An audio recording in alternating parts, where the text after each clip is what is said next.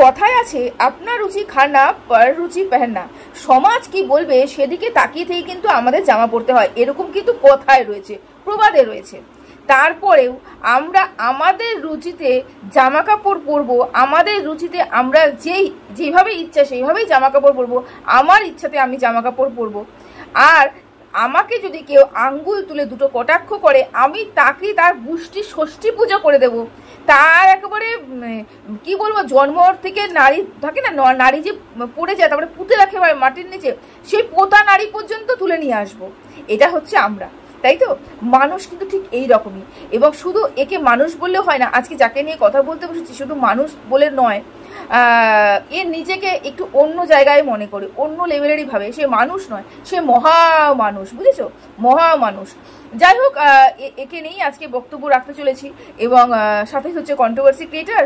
ও হো হো controversy creator, না না না, কন্ট্রোভার্সি ক্রিয়েটার নয় গো, কন্ট্রোভার্সি ক্রিয়েটার নয়, বড় ব্লগার। হ্যাঁ, ব্লগার। এখন নিজেকে আর কন্ট্রোভার্সি ক্রিয়েটার বলে না গো, এখন নিজেকে বড় ব্লগার বলে। হ্যাঁ, আগে কদিন আগে পর্যন্ত আমি কন্ট্রোভার্সি ক্রিয়েটার, আমি এটা বলবোই। আজকে ভিডিওটা দেখলাম, আমি অবাক হয়ে গেলাম। আজকের ভিডিওটা দেখে বললো আমিও তো ব্লগার, আমি তো ব্লগার, আমিও জানি কোন জায়গাটায় কোন পোস্ট কীভাবে দাঁড়ালে পরে, কোন ফটোটা কীভাবে নিলে পরে এটা থাম্বনেইলে চিপকানো যাবে। বুঝতে পেরেছো? নিজেকে যে ব্লগারদের সাথে মিশে মিশে ব্লগার ভেবে ফেলেছে, সেটা বুঝতে পেরেছো? ভালো কথা। ওর উদ্দেশ্যটা তো তাই, ওর উদ্দেশ্য তো তাই। আজকে ও মারিয়াকে নিয়ে অনেকগুলো কথা বলেছে, অনেক, শুধু আজকে বলে নয়, বিগত কয়েকদিন ধরে মারিয়াকে নিয়ে জঘন্য থেকে জঘন্য কথা বলছে, জঘন্যভাবে মারিয়াকে অ্যাটাক করছে, তো যাই হোক, এই মারিয়াকে যখনই ও অ্যাটাক করছে, একটা জিনিসে চলতে থাকে, কিভাবে মারিয়াকে অপমান করা যায়, কিভাবে সোনাদীপ ভাই বলে যে ডাকে সেই বড় ব্লগারকে নিজের কাছে আরো কাছে নিয়ে আসা যায়। ও ভেবেছে মারিয়া যেরকম ব্লগিং করে নিজের চ্যানেলটাকে দাঁড় করিয়ে ফেলেছে। তোমরা সবাই জানো মারিয়ার চ্যানেলে হয়তো 63,000 সাবস্ক্রাইবার, কিন্তু তার চ্যানেলের ভিউজ কিন্তু তার থেকে 1000 গুণ বেশি। মিনস ওর এক একটা ভিডিওতে কিন্তু 70,000, 60,000, 80,000, 90,000, এমনকি 1,10,000 পর্যন্ত ভিউজ হয়। তার মানে ওর যা সাবস্ক্রাইবার তার থেকে ডবল ভিউজ হচ্ছে। ও আমাদের যাকে নিয়ে আজকে কথা বলতে বসেছি, সেও কিন্তু নিজেকে ব্লগার হিসেবে এই কারণে বলছে যে ও ভেবেছে মারিয়া যেরকম ম্যান্ডির সান্নিধ্যে থেকে ম্যান্ডি ইউজ করে, ওর কথা হিসেবে ম্যান্ডিকে ইউজ করেছে, ম্যান্ডিকে ইউজ করে মারিয়া যেরকম করে এগিয়ে গেছে, ও সেরকম মারিয়াকে অপমান করে ম্যান্ডির কাছে গিয়ে মারিয়ার মতনই ভিউজ ইনকাম করতে পারবে। এটাই তো ওর মনের স্বাদ, এই কারণেই তো মারিয়ার পিছনে হাত ধুয়ে পড়ে রয়েছে, তাই না? আচ্ছা, কাকে নিয়ে বলতে বসেছি আশা করি তোমাদের আর বুঝতে কোনো অসুবিধে নেই।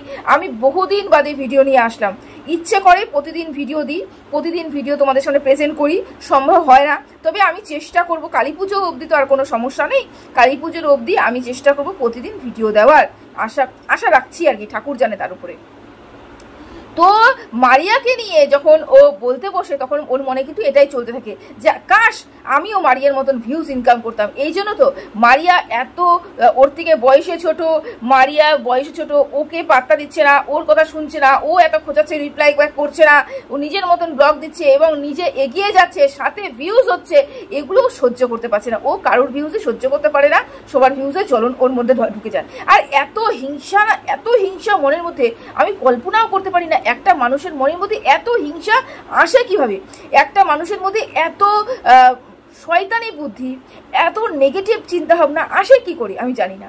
মানুষকে এত ছোট করতে মানুষ পারে কি করে আমি বলতে পারবো না। তো চলো, কাকে নিয়ে বলতে বসেছি তোমরা সবাই জেনে গেছো। হ্যাঁ, আজকে আমি বলতে বসেছি আমাদের ওয়াইটির বিশ্ববিখ্যাত, হ্যাঁ আমাদের ওয়াইটির বিশ্ববিখ্যাত শুকে নিয়ে কিছু বলতে বসেছি, যে এরকম আমাদের খ্যাত হয়েছে আমাদের ওয়াইটিতে।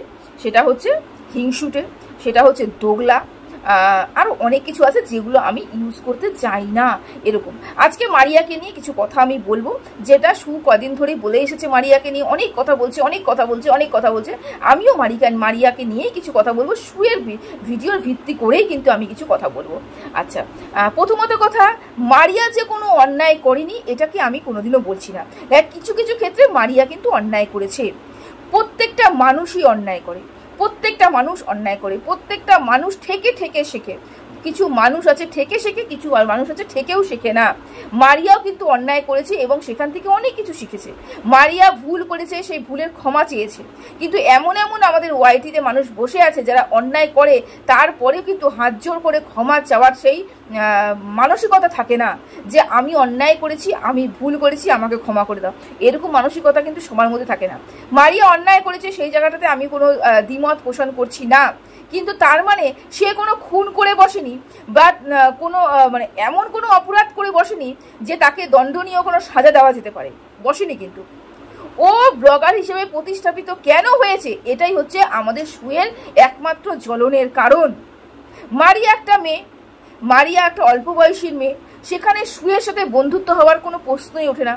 কেন মারিয়া এখন সুয়ের সাথে মেলামেশা করছে না, সুকে পাত্তা দিচ্ছে না, মারিয়ার কাছে সু যেতে পারছে না, মারিয়ার ব্লগে সুয়ের মুখটা দেখাতে পারছে না, এই কারণে সে জ্বলে পুড়ে ফেটে যাচ্ছে এবং সে চাচ্ছে দিনের পর দিন মারিয়ার নামে যতটুকু না মারিয়া দেখাচ্ছে তার থেকে 1000 গুণ বেশি মিথ্যে কথা বলে সেটাকে তেল মশলা মাখিয়ে ওয়াইটিতে বিক্রি করে ও চেষ্টা করছে যাতে মারিয়ার ভিউজটা ডাউন হয় এবং মারিয়ার কমেন্ট বক্সে যাতে নেগেটিভ কমেন্টের ভরে যায়। দেখো আমরা সবাই জানি যে সবাই যে আমাদের ওয়াইটিতে যারা যারা আমার রয়েছে, দেখো গরিব এবং বড়লোক দুটো মিলেই কিন্তু আমাদের সমাজ, তাই তো? গরিব শুধু বড়লোক নয়, মধ্যবিত্ত মাঝখানে পড়ে থাকে।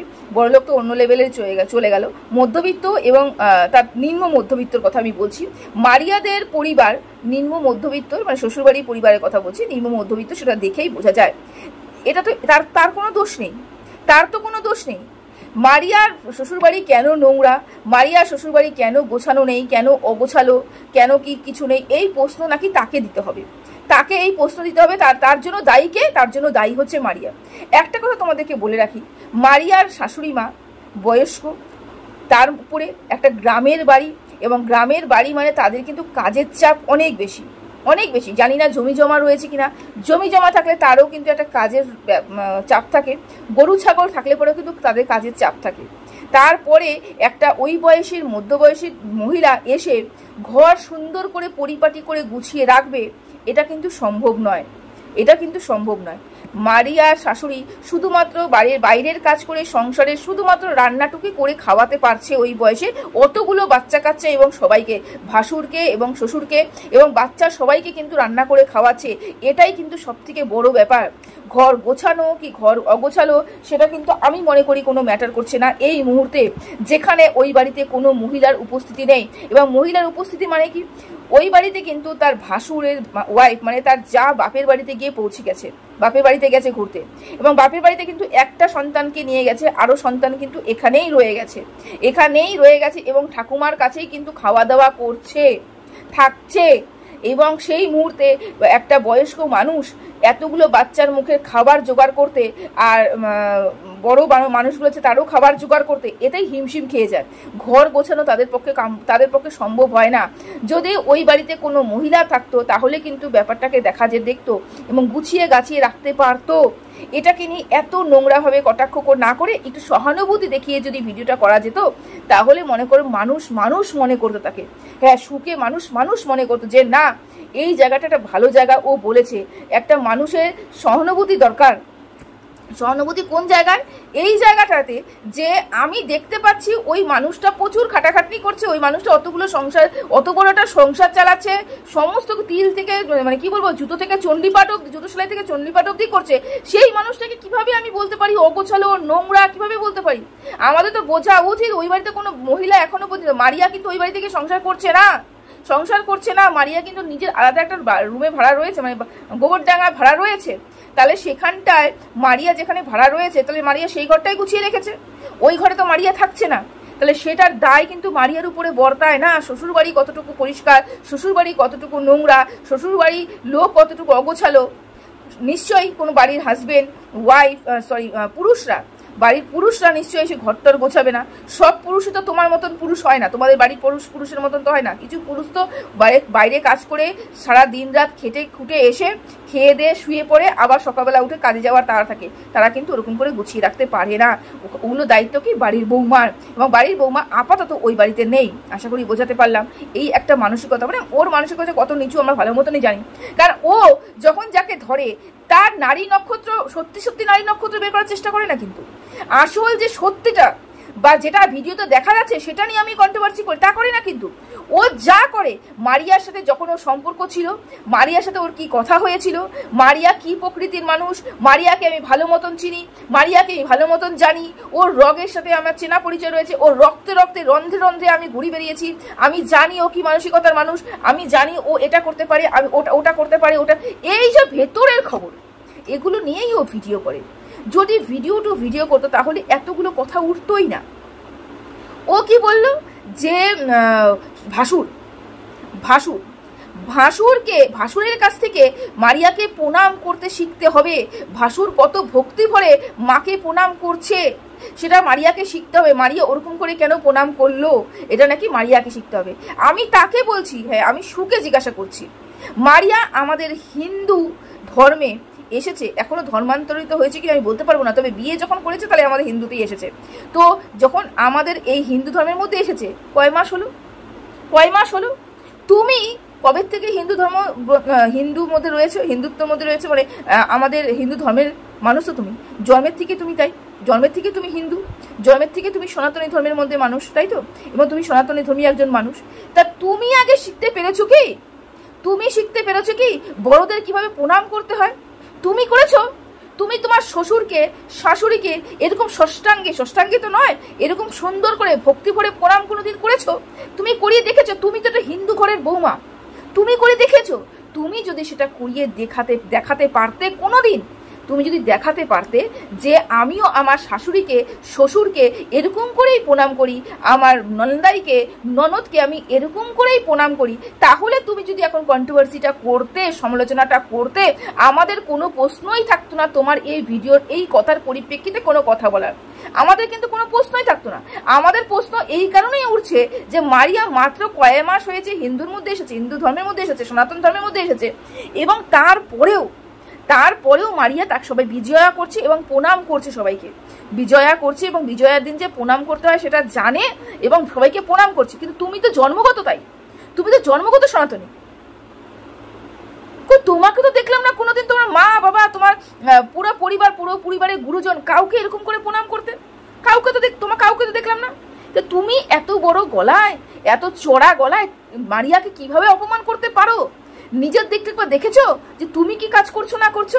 দেখোনি। কিন্তু বলে না যে চালন বলে সুচ, তোমারও ফুটো রয়েছে, এদিকে চালনের যে 1000টা ফুটো, চালন কিন্তু সেটা দেখেনি, বুঝতে পেরেছো? এই হচ্ছে তোমার দশা।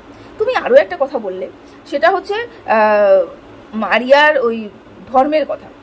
ধর্মের কথা, যে তুই তো তোর নিজের ধর্মটাই ঠিকঠাক করে পালন করতে পারিসনি, তুই তো আমাদের ধর্ম তুই কিভাবে পালন করবি? আমি বলি কি, ধর্ম নিয়ে কথা না বলাটাই ভালো, ধর্ম নিয়ে কথাটা না বলাটাই ভালো। ধর্ম নিয়ে তুমি সত্যি সনাতনী ধর্মীয় হয়ে তুমি কি তোমার ধর্মকে ঠিকঠাক করে পালন করছো? করো না তো।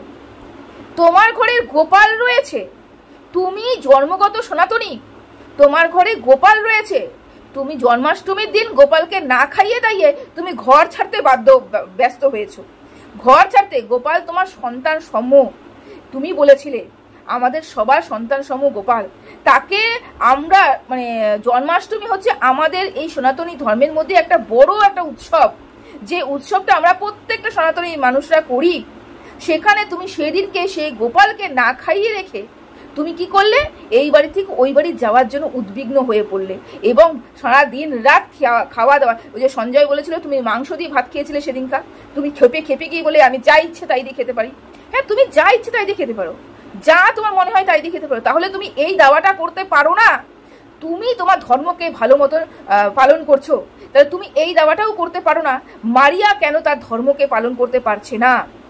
যখন তুমি তোমার ধর্মকে ভালো মতন পালন করবে, মানবে, সবাইকে দেখাবে তোমার ব্লগিং চ্যানেলে, তারপরে তুমি তোমার কন্ট্রোভার্সি চ্যানেলে এসে মারিয়াকে কোনো কথা বলবে এবং অন্য কোনো ব্লগারকে তুমি এই ধরনের বক্তব্যগুলো রাখতে পারবে যে এই দেখো আমি করছি, এইভাবেই করতে হয়, এইভাবে ধর্মকে পালন করতে হয়, তারপরে না মানুষ শিখবে। তুমি নিজে কিছু করছো না এবং তুমি বসে পড়েছো এখানে অশান্তি করতে, তুমি বসে পড়েছো এখানে নোংরামি ছড়াতে। আচ্ছা, থাকলেও তোমার 15,000 টাকার কথা, কে 15,000 টাকা দিয়েছে? কে দিয়েছে?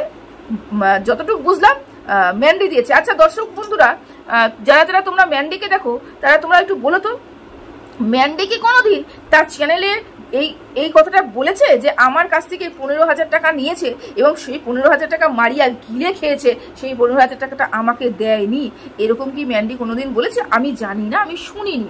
যদি বলে থাকে তাহলে সেটা সম্পূর্ণ ম্যান্ডির এবং মারিয়ার ভেতরকার কথা, বা ম্যান্ডি যদি সোশ্যালে এনে বলে থাকে তারপরে নাহলে তুমি বলতে পারতে। আমি যদি যেখানে শুনিনি তাহলে বলবো যে এটা ভেতরকার কথা, যে ম্যান্ডির কাছ থেকে মারিয়া 15,000 টাকা নিয়ে খেয়ে ফেলেছে এবং সেটা দেবে না। আচ্ছা মারিয়াকে কোনোদিনও বলেছে যে আমি 1 টাকাও ফেরত দেব না? যদি টাকাটা নিয়ে থাকে তাহলে কি মারিয়া ফেরত দেবে না? এই কথাটা কি তোমাকে কানে কানে এসে বলেছে? বলেনি তো, বলেনি তো। মানুষের সময় ভালো খারাপ দুটোই যায়, দুটোই যায়। আমরা মানুষ, আমাদের যে জীবনে প্রতিদিনে যেরকম প্রতিনিয়ত যেরকম আমাদের জীবনে দিন রাত আসে, সেরকম আমাদেরও জীবনেও কিন্তু এরকম দিন মানে আমার সুখ এবং রাত্রি মানে দুঃখ আসে, সেরকমই কষ্টও আসে সুখও আসে। তা মারিয়াদের যখন প্রয়োজন হয়েছিল তখন ওদের কাছ থেকে টাকাটা নিয়েছিল। তুমি বলেছে তোমার কাছ থেকেও 3,000 টাকা নিয়েছিল। যাই হোক, চেয়েছিল, তুমি দিতে পারোনি। তো মারিয়ার যখন প্রয়োজন হয়েছিল ম্যান্ডির কাছ থেকে নিয়েছিল, এবং ম্যান্ডি যদি মনে করতো যে না আমি দেবো না মারিয়াকে, আমি মারিয়াকে বিশ্বাস করি না, তাহলে ম্যান্ডি দিত না। যখন ম্যান্ডি দিয়েছে তার মানে মারিয়াকে বিশ্বাস করেই টাকাটা দিয়েছে। এবং মারিয়ার আমার মনে হয় মারিয়ার যখন টাকাটা ইচ্ছে হবে, যখন হাতে টাকাটার মানে কি বলবো এভেলেবেল টাকা থাকবে, তখন নিশ্চয়ই মারিয়া ওই টাকাটা শোধ করবে, তাই তো? যেদিন শোধ করবে, যেই দিন মনে করো মারিয়া মনে করো কালকেই টাকাটা দিয়ে আসলো ম্যান্ডিকে 15,000 টাকা, তাদের মধ্যে তো লেনদেনটা ব্যাপারটা সম্পর্কটা শোধ হয়ে গেল।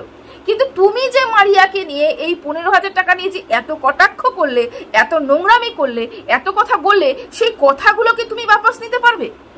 তুমি কি কথাগুলোকে বাপাস নিতে পারবে? তোমার মধ্যে নিতে পারবে? পারবে না তো। কিন্তু মারিয়া দেখো টাকাটা কিন্তু শোধ করে গেল। তাই কথাটা আমাকে ওখানটাই বলতে হবে, অতটুকুই বলতে হবে যতটুকু আমার লাজ থাকে। আমি আমার কথাটাকে মর্যাদা দিতে পারবো, আমার কথাটা ততটুকুই বলা উচিত। কিন্তু তোমার মধ্যে এই লাজ শরম কোনোটাই নেই, কোনোটাই নেই, বুঝতে পেরেছো? মারিয়া যদি টাকাটা শোধ করে দেয়, মারিয়া হাতে যদি টাকাটা আসে, মারিয়া অবশ্যই শোধ করবে। ব্যাপারটা কি বলো তো? ব্যাপারটা একটাই, সেটা হচ্ছে মারিয়া তোমাকে কেন পাত্তা দিচ্ছে না? কেন তোমাকে পাত্তা দিচ্ছে না? তুমি কেন ওদের চ্যানেলে যেতে পারছো না? ওদের ব্লগিংয়ে তোমার মুখ কেন তুমি দেখাতে পারছো না? তুমি মারিয়া চ্যানেলেও যেতে, তুমি ম্যান্ডির চ্যানেলেও গেছো, দুজনের চ্যানেলেই যদি তুমি যেতে, তোমার ব্লগিং চ্যানেলটা দাঁড়াতো, তারপরেই তুমি কন্ট্রোভার্সিটা ছেড়ে দিতে। তোমার তো এটাই ইচ্ছে, কিন্তু তুমি ব্লগিংয়ে দাঁড়াতে পারছো না, তুমি কন্ট্রোভার্সিতেই রয়ে গেছো। এটাই হচ্ছে তোমার দুঃখের কারণ, আর মারিয়ার উপরে রাগের কারণ, এবং ম্যান্ডির পা চাটার কারণ, ম্যান্ডির পা চাটার কারণ, বুঝতে পেরেছো? দেখো মারিয়াকে নিয়ে তুমি দিনের পর দিন যা শুরু করেছো, মারিয়া একটা হুড়কোনা তোমার পিছনে ঢুকিয়ে দেয়। যাকে যাকে নিয়ে তুমি বলেছো প্রত্যেকে তো একটা করে হুড়কো ঢুকিয়ে দিচ্ছে, কারণ তোমার মুখের ভাষা এতটাই রাফ এবং এতটাই হিংস্রতা তোমার ভাষার মধ্যে প্রকাশ পায়, এতটাই হিংস্রতা। আমরাও ভিডিও দেখি এবং আমরাও ভিডিও দেখে কন্ট্রোভার্সি করি, কিন্তু কন্ট্রোভার্সি মানে নোংরামি নয়।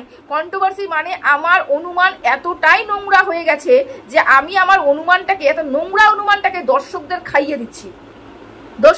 দিচ্ছি এবং দর্শকদের ওই মারিয়ার কমেন্ট বক্সে গিয়ে যেতে বাধ্য করছি। এইরকম কন্ট্রোভার্সি করার থেকে না করাই ভালো। যাই হোক, তোমার দিন তুমি করো, দিন সবারই আসবে। মারিয়াকে নিয়ে আমার আরও অনেক কিছুই বলার রয়েছে, ইচ্ছে আছে মারিয়াকে নিয়ে ভিডিও করব। তো সবাই ভালো থেকো, সুস্থ থেকো। ভিডিওটা এখানেই শেষ করলাম, টাটা।